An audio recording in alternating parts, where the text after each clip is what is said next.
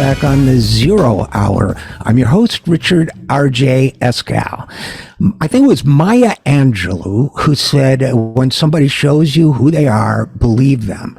Republicans have been fighting for 70 years or so now to eradicate Social Security. They fought its creation. They've been fighting it ever since. They've been doing the same thing with Medicare since its creation. They made it clear in the run-up to last November's election that they would use the debt ceiling or any other tool available to them to cut Medicare and Social Security. And yet I still once in a while see commentary that says, oh, they wouldn't really do that. Yes, they would really do that. But they wouldn't really hold the global economy hostage to do that, would they?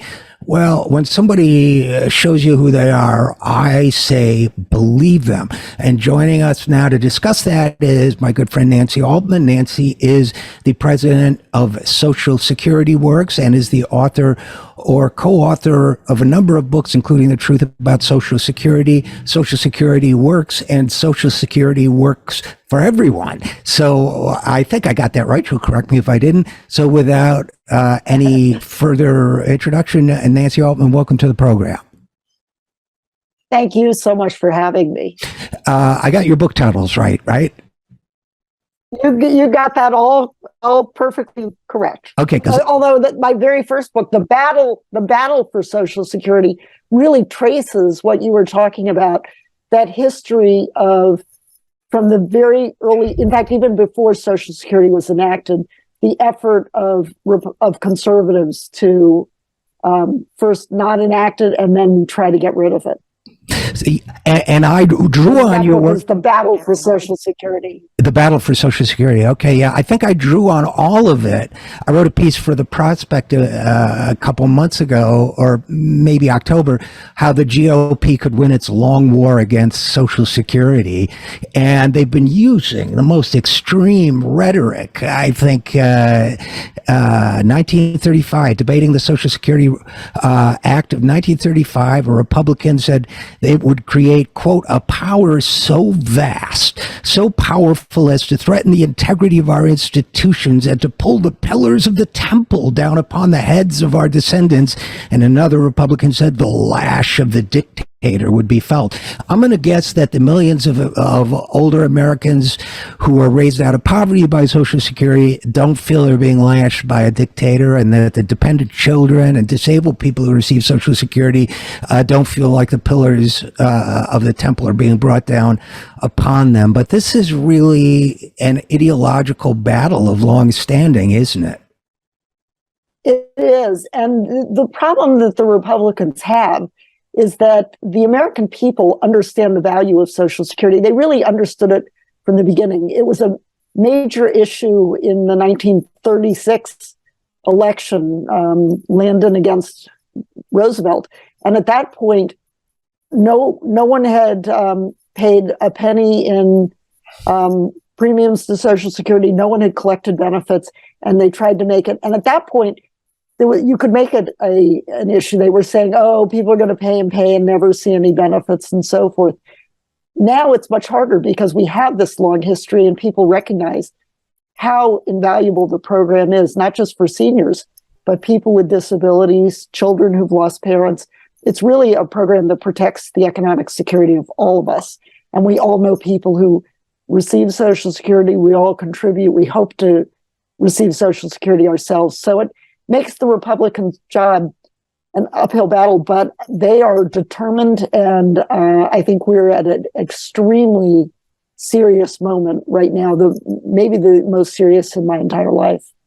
Yeah, I feel that way too, and I think it's worth taking a minute to explore, the cynically minded, of which I'm often one, might say, wow, it's because they're big donors, don't like, having that kind of tax or that institution around, and Wall Street wants the money to the extent that there's any money left over for their own, to take their own slice of it. Now, I'm sure that's all true, but in addition, I don't think mere opportunism explains it all. I really feel there's a visceral hatred here to the point of endangering their own political careers, and they know it. That video that I wrote about, I think you've seen, of the Republican House Ways and Means members before the election saying if anybody really knew what we wanted to do, we'd be destroyed politically, but they still want to do it. All of it's, and these quotes that, I get, I think they really hate it. Am I right? You agree with that, or? I agree with one caveat. They definitely hate Social Security. They've hated it from the beginning, and I think the main reason is that it puts the lie to the idea that government is the problem. In fact, in the case of Social Security, government is the solution. We're facing a retirement income crisis, and the only part of our patchwork system that is the best part, and the part that really works, is Social Security. It's more efficient than its private sector counterparts, spending less than a penny of every dollar it spends on administration. It is much more universal than any of those private sector alternatives. It's good for mobile workers. It's good for long-term workers. It's good for everyone. So it's really an instance where the government is better than the private sector in supporting our economic security. The one place where I disagree is that I do think, as much as the Republicans hate Social Security, they want to remain in power, and they know that they are at odds with their constituents. The older voters, rural voters that often vote Republican are more dependent on Social Security than many of those who live in the blue states. They do not want to see Social Security cut. They certainly don't want it dismantled the way some of the Republican proposals are.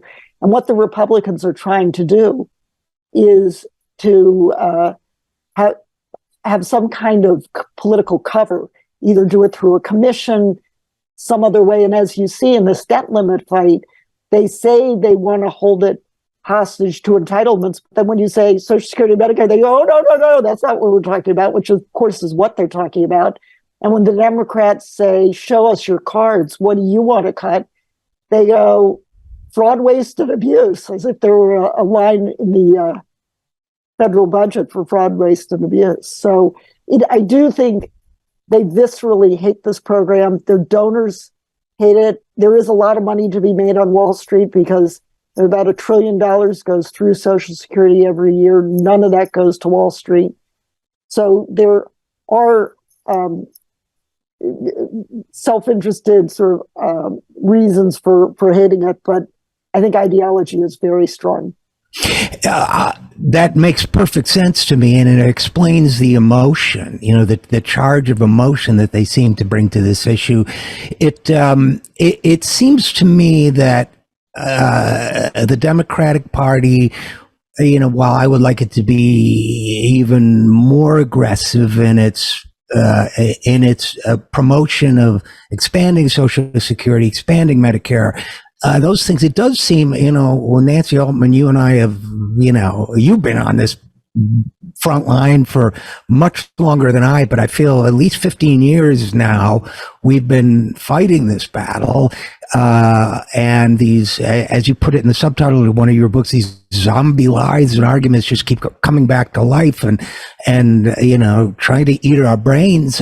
And one of them, my concern is that they'll say, the Republicans will open with the stratagem that the government financial situation is unsustainable and we have to come to a compromise, and that there's still plenty of Democrats around who might say, we like the sound of the word compromise, so let's not abolish Social Security and Medicare or privatize them completely, but we can do X, Y, and Z, with X, Y, and Z being things that hurt a lot of people, and B,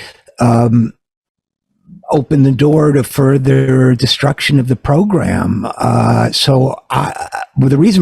like to hear the reason for your alarm and the reason why you are more concerned than you've been in decades. But that's the reason for mine. It's not so much that I think they'll get to abolish or cut these programs in half or whatever. It's that I think they'll be able to take us down a road that's been discussed at one too many bipartisan quote unquote summits or whatever funded by billionaires that, but we can do a means test here and a means test there, and we can exclude this and we can exclude that, and maybe raise the age a little more and maybe lower the inflation formula. And pretty soon the structural integrity of the whole concept is destroyed and it just begins to fall apart. Am I being paranoid?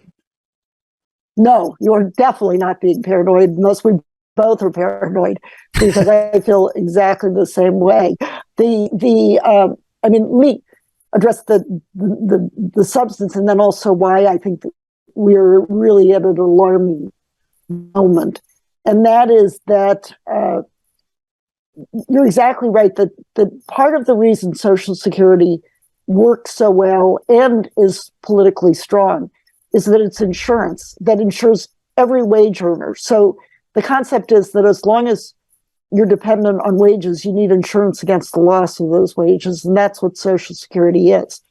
What the Republicans say is, we don't want the government doing anything, but at the most, other than defense, but at the most, we can help the very poor. We can have a means tested program.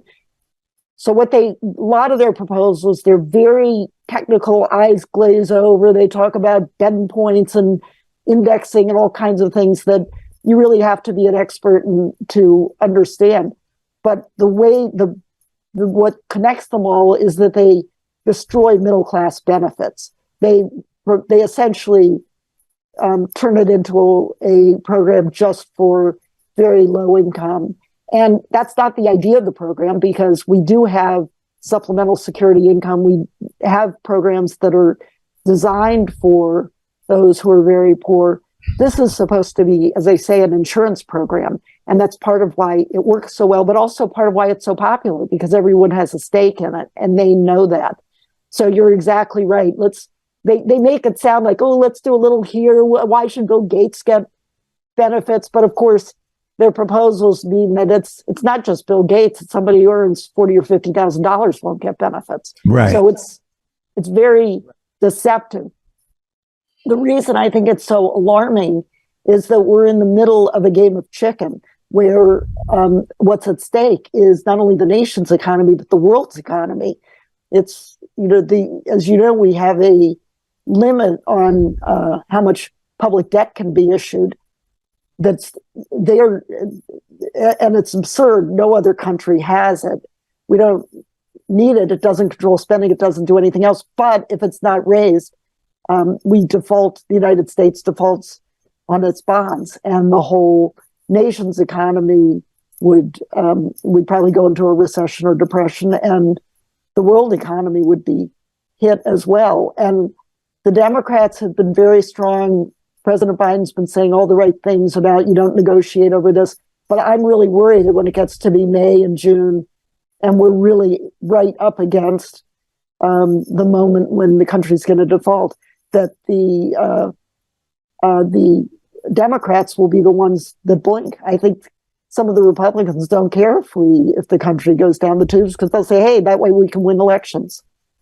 Yeah, I that feels exactly right to me. First of all, this debt ceiling thing, I mean, it's the equivalent of, I think, one other country, maybe New Zealand or somebody has it, but really the world doesn't have it. It's not a thing, right? But we've made it a thing.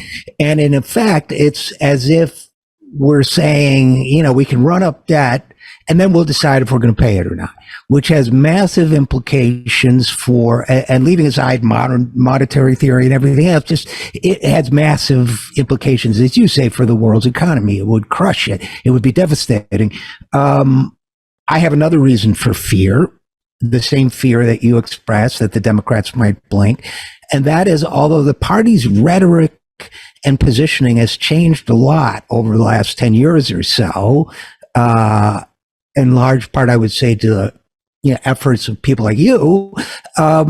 It seems to me that we still President Biden was very much part of the Obama administration's effort to quote unquote strike a grand bargain that could include Social Security and Medicare. It was President Obama who appointed this deficit commission that was stacked, and other people too, but stacked with people from the anti-Social Security and Medicare crowd. They used to be funded by billionaire Pete Peterson. I think it's funded by his family trust now, among others.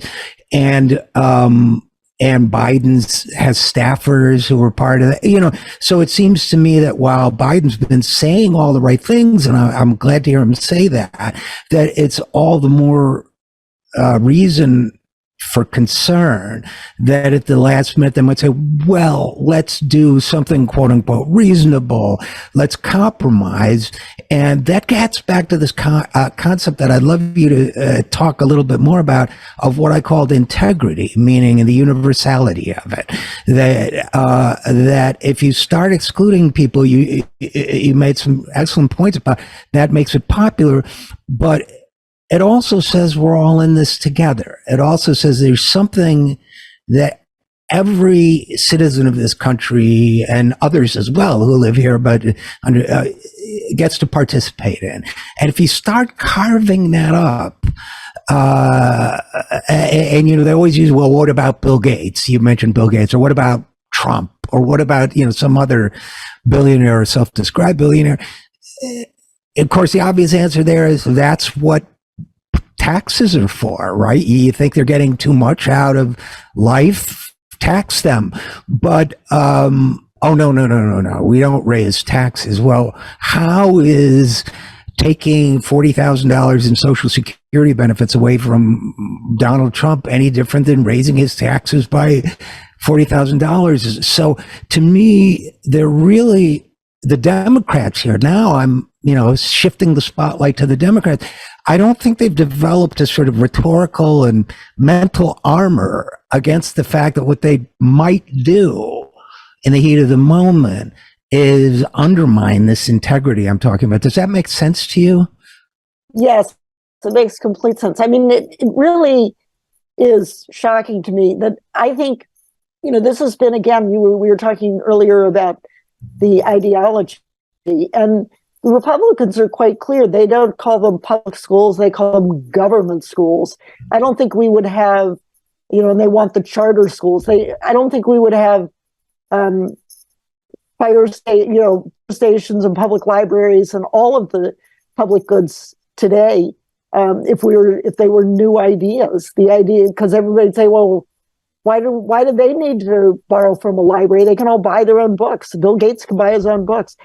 The point is that it is this concept that we all participate, that we all contribute, and we all draw out. That's what insurance is. And yes, there are some people who are so wealthy they can self-insure, but there's very, very few of people who can really self-insure. And in fact, one of my favorite stories was it was reported a couple in Florida who had several $1 million, had a very comfortable retirement, would do nice traveling and so forth, and they had done well their lives. They made one serious mistake. They invested all of their money with Bernie Madoff, and they wound up wiped out when the Ponzi scheme came to light. They now only have Social Security. So even the wealthiest among us things can happen and situations can change, which is the whole point of we're all in it together. We've got one common defense. We don't each have our own police and our own military and so forth. So Social Security is part of that concept. But again, it's a concept the really radicals that are in charge of the Republican Party. I don't want to talk about it as Republicans. It's the Republican politicians in Congress. It's the Marjorie Taylor Greene types and the really, really completely outside any kind of mainstream that would really want to, I mean, they don't believe in democracy. They tried to overthrow the government, and they don't believe in the idea, if it's the Jared Kushner, if COVID's only in the blue states, good. That's just not the way anyone's ever thought about us as a nation. And unfortunately, it's the red states that would be hurt because the wealth is in the states that tend to vote progressively. Yeah, but well, first of all, I think the world is going completely insane when Kevin McCarthy is the moderate in the Republican room, because this is a Tea Party, extremist, who, and he just doesn't want to burn his own house down politically, no matter what his personal feelings are. And the other ones don't care, let it burn. And so he's the moderate, all of us. He just wants to burn our house down. So that makes him the moderate. It's nutty, but what concerns me is, not just the extremists, of which I consider basically the whole Republican Party at this point, including Mitt Romney, that, to some degree or another, I mean, they're out of my frame. Yeah. What concerns me is, all those adages about evil wins, all it takes for evil to win is for good people to do nothing. It's the good people to do nothing part that has me equally scared, or for good people to compromise, or for good people to see, well, we have been talking for some years about how it should be means tested, or, in other words, spine. The absence of spine when it comes to defending this fundamental social program that used to be a defining achievement of the Democratic Party, used to represent a triumph for the working people, which the Democratic Party historically represented, that all of a sudden we find ourselves in a situation where, as I'm saying, Rebel Without a Cause, remember the chicken scene in Rebel Without a Cause, where the other guy gets his coat caught on the handle, and but that whatever it is, that the Democrats will be the ones to flinch. And if that happens, I think, and I'm talking too much, so I'll stop in a minute, but I'll let you comment. But if that happens, I think a couple things. First of all, it's disastrous for working people, most people in this country. Secondly, I think it's disastrous for the Democrats, because I think they don't get forgiven for something like that. The Republicans have a base that have somehow formed a belief system that incorporates the wacky things they believe. But if Democrats fold on, it was your polling, Social Security Works polling, that showed that from 2008 to 2010, after Barack Obama appointed the Deficit Commission, and a couple of years later was agree with Mitt Romney in a debate on a couple of vital issues, I think education, but that there was this since 2006, I think, there was a 25-point drop in trust in the Americans on the issue of Social Security, which is a critical issue for voters. So it seems to me that, in the heat of the moment, and after being marinated in this beltway, rhetoric about means testing and all that stuff, that the Democrats will cave with catastrophic consequences for themselves as well.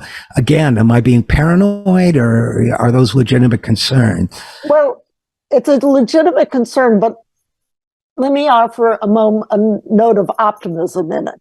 And that is that I do understand that exactly what you're saying, but the Democrats have, really starting with Senator Bernie Sanders running for president and running on the issue of expanding Social Security and accusing Secretary Clinton of not being there. And she said, oh, yes, I am. And then Barack Obama shifted.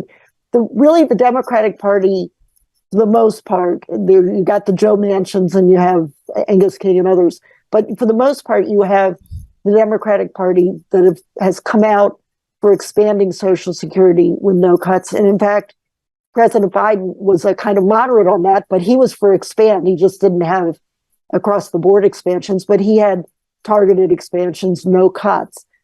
And on top of that, the Republicans really gave the Democrats a gift in the 2022, in the just ended midterm, in saying out loud what they think, which is, holding the debt limit hostage and saying what they were planning to do. And the Democrats did run a lot of ads, and there was not only was there no red wave, but the seniors, those over age 65, for the first time in decades, broke for the Democrats. And I'm hoping the Democrats have seen that and understand that lesson, that the way to win the debt limit fight and the way to retain the presidency and the Senate and win back the House in 2024 is to consolidate around an expand bill. Again, Bernie Sanders has an extremely good one that restores Social Security to make sure that all benefits can be paid in full and on time, raises benefits by $200 a month, and does that all without anyone under $250,000 having to pay an additional penny. And you can modify it to make it $400,000 so it fits with what the president has said. But the Democrats should unite around that and put it down as a gauntlet and say, okay, here's our proposal, which would be amazingly popular in the red states. And I think it would cause all you need are a few percentage points, and you can get a few percentage points of seniors to go, well, okay, I was going to vote red, but I'm going to vote blue because this is an important issue to me. And that could make all the difference. But again, they have to stick together and they have to stand firm. Well, I agree 100% with everything you've just said. Here's and then we can maybe get to what might happen and what people can do to kind of push everybody in the right direction. The Social Security 2100 Act, Representative John Larson's bill. He's been on this program several times. Excellent bill. There are other proposals. Bernie's new proposal is coming out. Leadership didn't get behind that bill the way they should have. Maybe, as you say, they got the lesson of 2022 that if you really do stand up for this, it pays off. I certainly hope so. But let's kind of game it out now. And I would certainly think, by the way, that if there's anybody wavering on the question of whether to support an expansion of Social Security, that a call to their office from their constituents would be, highly useful.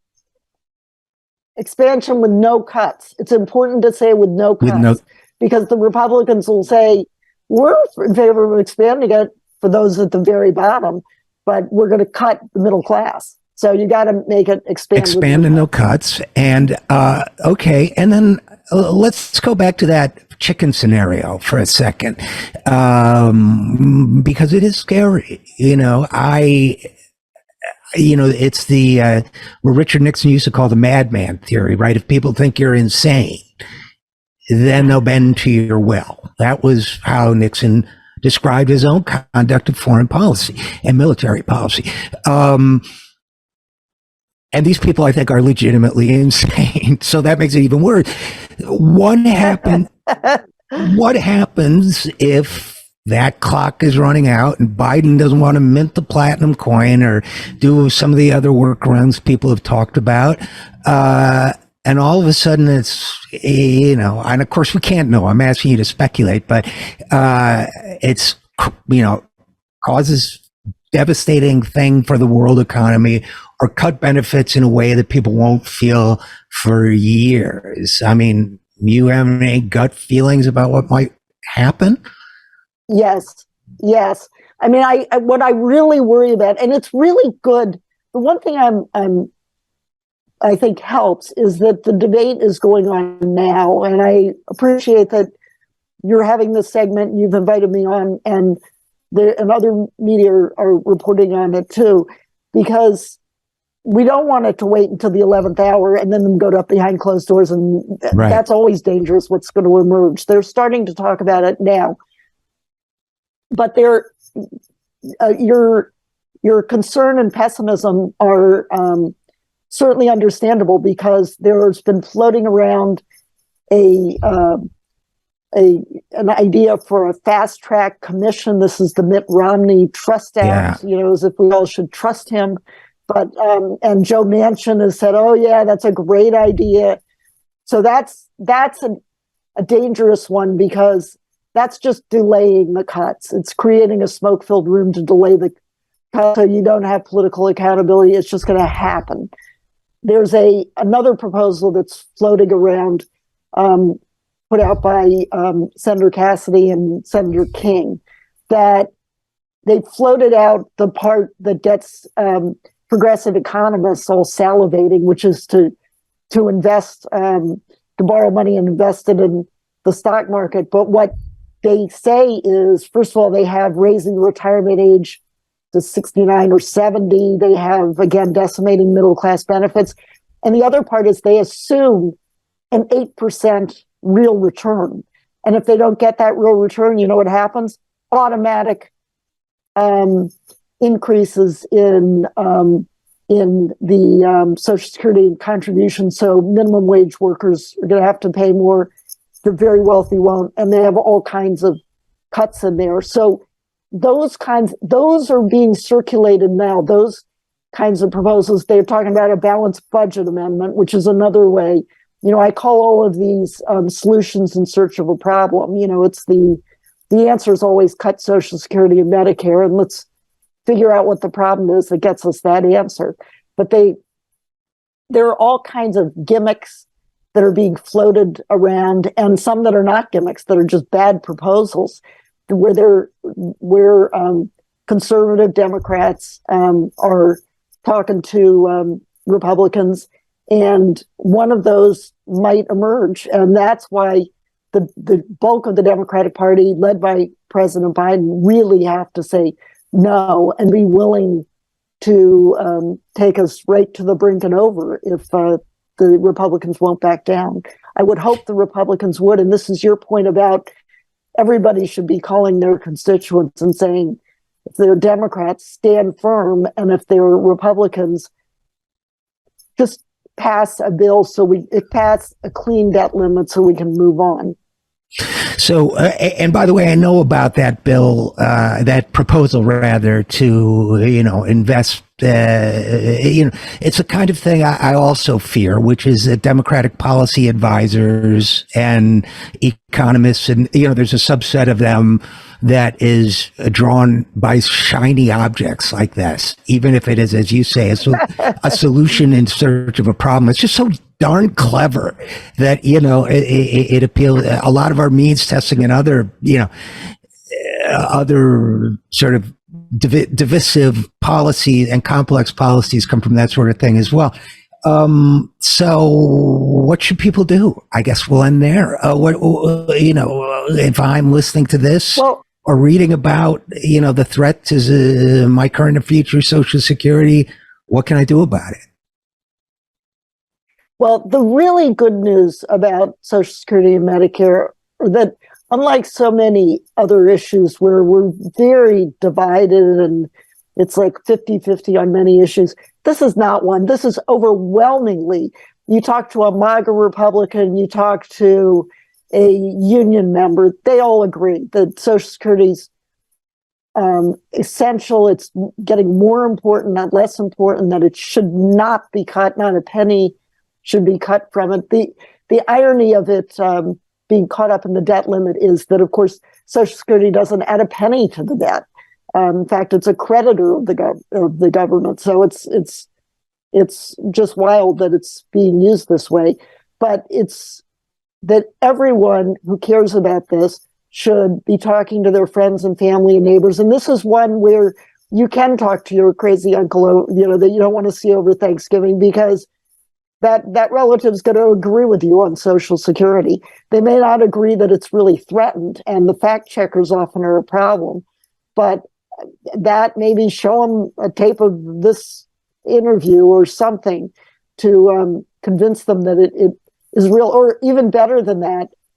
Two of my favorite, you can take there's a wonderful on YouTube Ronald Reagan quote where he's saying Social Security has nothing to do with the deficit.